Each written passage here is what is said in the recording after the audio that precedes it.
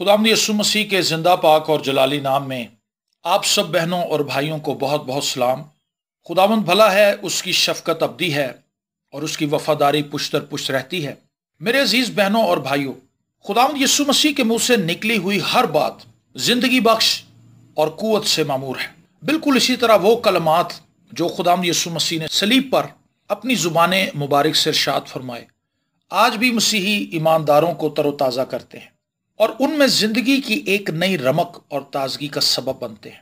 خداوند مسیح کے منہ سے نکلے ہوئے یہ کلمات انسانی زندگی کی تعمیر و ترقی، فلاح و استحکام اور بقا کے لیے ناگزیر ہیں۔ ان 7 کلمات میں زندگی کا مفہوم اور فلسفہ پنہا ہے۔ میرے خداوند کے منہ سے نکلے ہوئے یہ کلمات میرے لیے بہت ہی مقدم ہیں اور یقیناً یہ ہر ایک مسیحی کے لیے باعث فخر بھی ہیں، کیونکہ ان پر غور کرنا اور ایمان سے ان کو قبول کرنا اور پھر ان پر عمل کرنا گویا زندگی کو پا لینے کے مترادف ہے۔ یقیناً یہ کلمات بے جان زندگیوں، بے ثمر رویوں اور بنجر دلوں کو سیراب کرتے رہے ہیں اور مستقبل میں بھی کرتے رہیں گے۔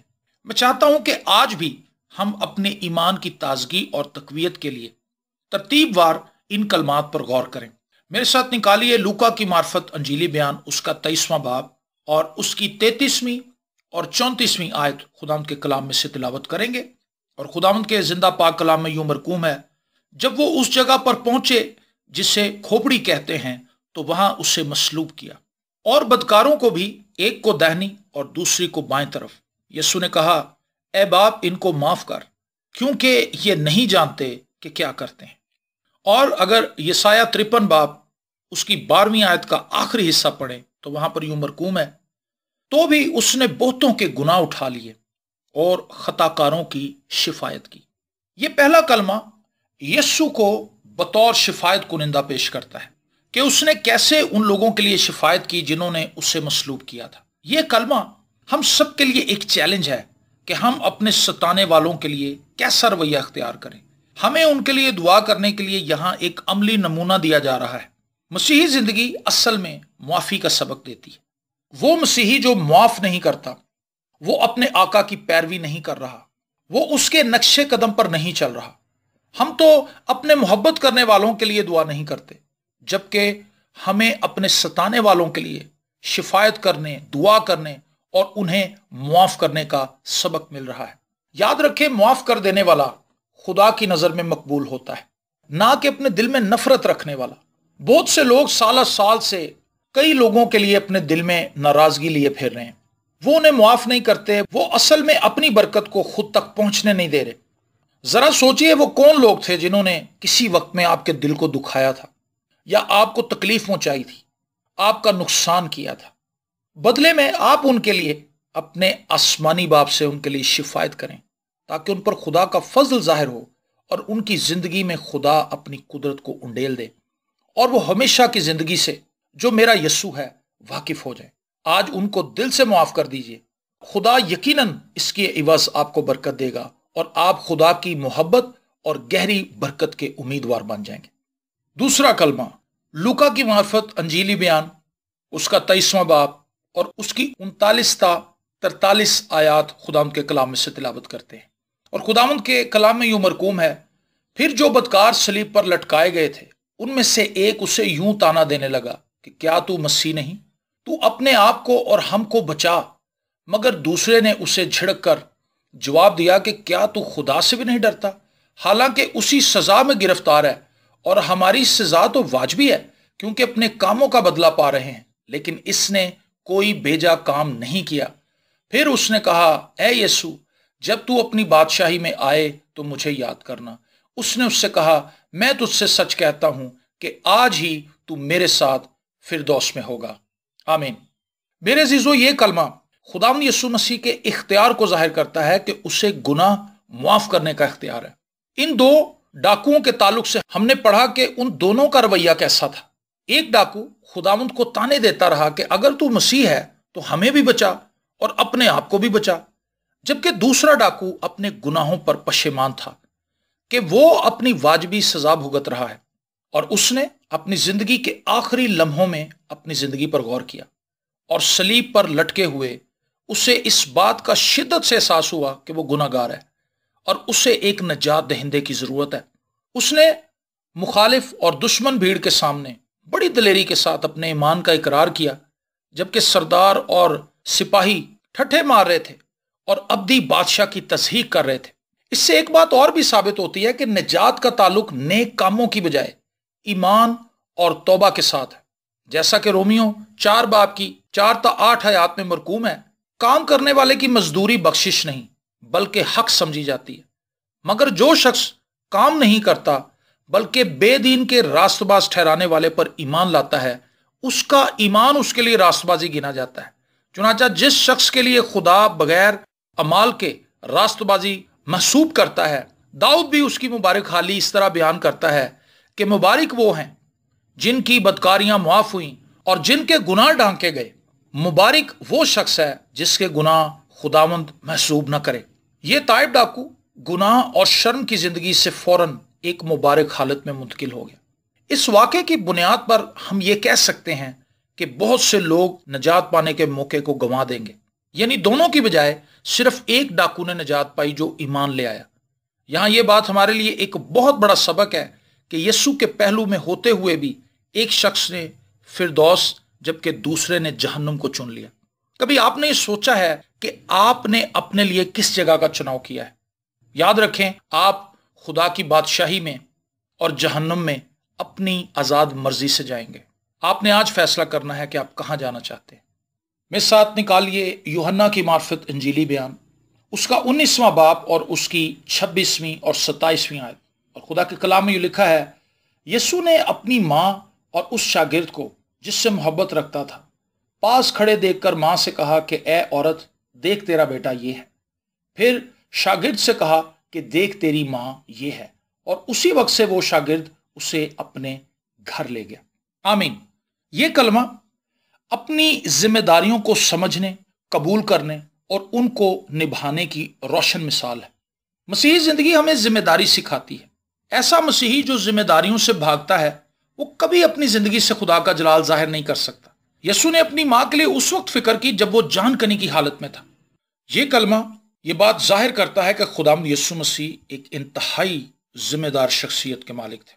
میں سوال کرنا چاہتا ہوں میاں بیوی سے، کیا وہ خداوند میں رہتے ہوئے اپنی ذمہ داری کو سمجھتے ہیں؟ اور کیا وہ ان ذمہ داریوں کو مسیح میں رہتے ہوئے پورا کر رہے ہیں؟ میں سوال کرنا چاہتا ہوں والدین سے، کیا وہ اپنے بچوں کی جسمانی اور روحانی ضروریات کا خیال رکھتے ہیں؟ کیا بطور والدین وہ یہ جانتے ہیں کہ مسیحی والدین ہوتے ہوئے انہوں نے کن کاموں کو سر انجام دینا ہے؟ میں سوال کرنا چاہتا ہوں جوان بیٹوں اور بیٹیوں سے کہ وہ اپنی جوانی کے ایام میں کس طرح چل رہے ہیں؟ کیا وہ خدا کے پاک کلام سے محبت کرتے ہیں؟ کیا وہ اس کو سیکھنے اور اس پر عمل کرنے کے خواہش مند ہیں؟ جس طرح مسیح خداوند نے اپنی ماں کی فکر کی، کیا آپ نوجوان اپنے والدین کی خدمت کرتے ہیں؟ کیا آپ ان کی عزت کرتے ہیں؟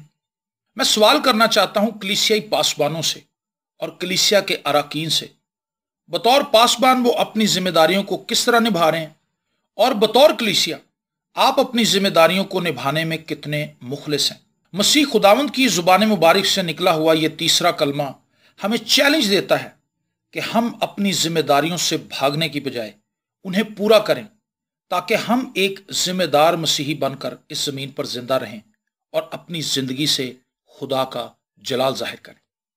چوتھا کلمہ متی رسول کی معرفت انجیلی بیان، اس کا 27واں باب اور اس کی 46ویں آیت، اور یہاں پر یوں مرقوم ہے، اور دوپہر سے لے کر تیسرے پہر تک تمام ملک میں اندھیرا چھایا رہا، اور تیسرے پہر کے قریب یسوع نے بڑی آواز سے چلا کر کہا، ایلی ایلی لما شبقتنی، یعنی اے میرے خدا تو نے مجھے کیوں چھوڑ دیا؟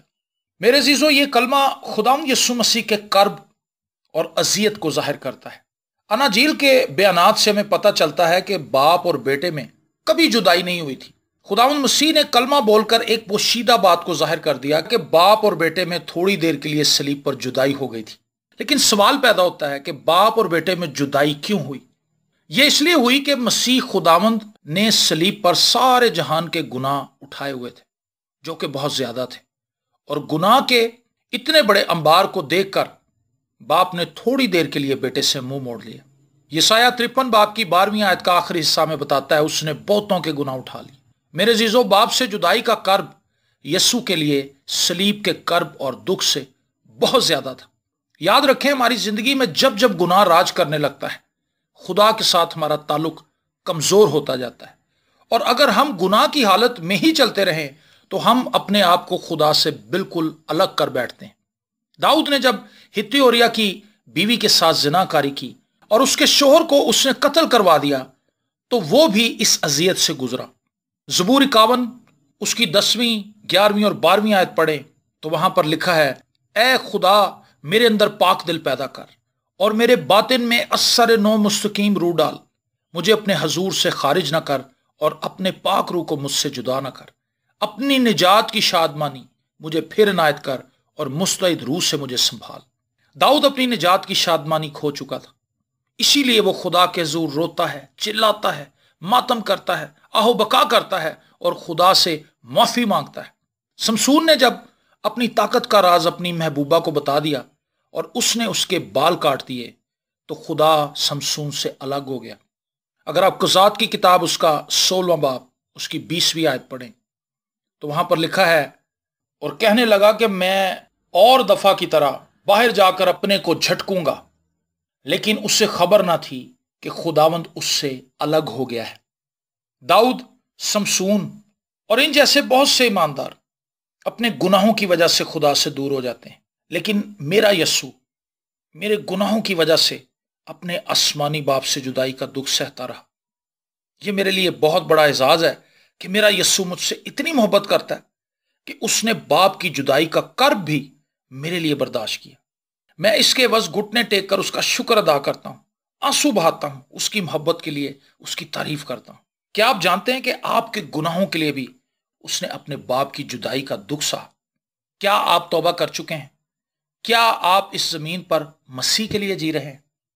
5واں کلمہ، یوحنا رسول کی معرفت انجیلی بیان اس کا 19واں باب اس کی 28ویں اور 29ویں آیت، اور خداوند کے زندہ کلام میں لکھا ہے، اس کے بعد جب یسوع نے جان لیا کہ اب سب باتیں تمام ہوئیں تاکہ نوشتہ پورا ہو تو کہا کہ میں پیاسا ہوں۔